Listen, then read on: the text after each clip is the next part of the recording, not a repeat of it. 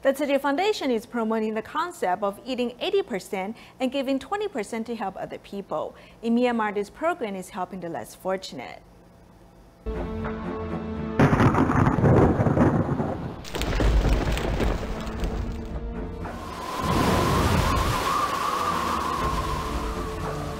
Although food has become rare in some corners of the earth, some people are still willing to deny themselves in order to help others, giving them a handful of rice. Entering the Buddhist country in Southeast Asia, Myanmar, there's a unique way of doing good deeds, which involves giving rice.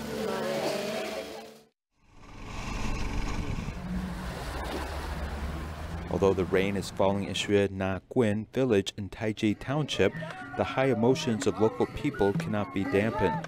The villagers greeted the arrival of Tzu Chi volunteers with enthusiastic singing and dancing.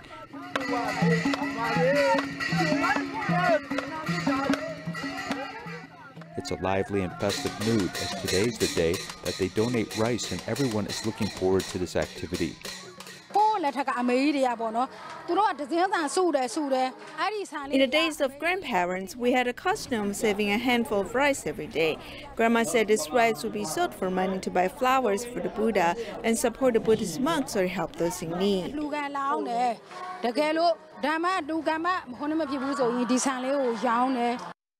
To save a handful of rice per day is a practice that these farmers undertake regularly. This action is actually quite simple, as before they eat, they grab a handful of rice and store it in a container before donating it to others.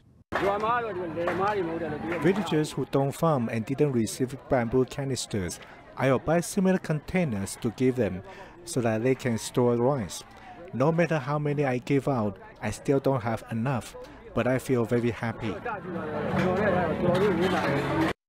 Tzu Chi volunteer Wu San Theng is also a local farmer. Because he once benefited from the kindness of Tzu Chi, he participated in volunteer training and became one of the seeds of Tzu Chi in Myanmar.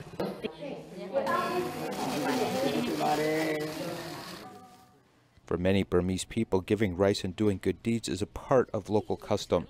For poor farmers, it may not be easy to give a sum of money, but giving up a little bit of their food every day and consuming less is a good deed that is simple and can benefit others.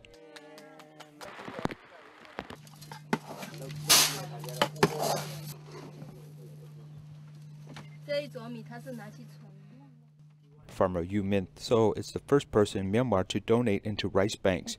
This all started with Cyclone Nargis disaster in 2008. The disaster destroyed crops and rice seeds, and he worried that his future livelihood would be affected. It wasn't until the arrival of Tzu Chi volunteers that his outlook for his career in his homeland were lifted.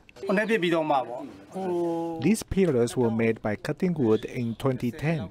And they were bought after the Cyclone Nargis disaster.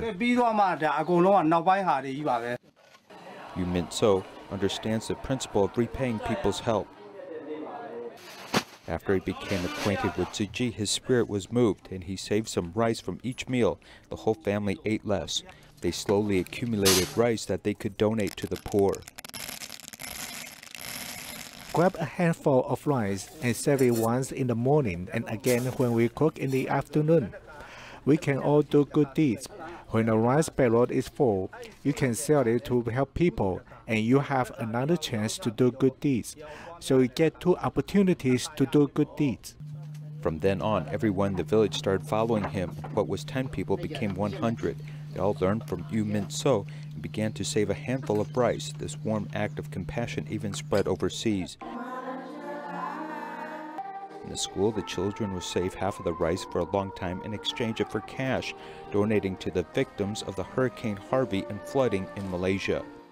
During Cyclone Nargis, we didn't have food and no place to sleep, so we're grateful for the opportunity to give a little bit of support for these victims. I sincerely pray for them, but I was also reminded of the fact my father lost his life to save people. It's really sad. In addition to the rice bank, some people also imitated the spirit of the bamboo bank era and deposited small amounts of money. I finally figured it out. The tranquility of the soul is not just for my own personal enjoyment.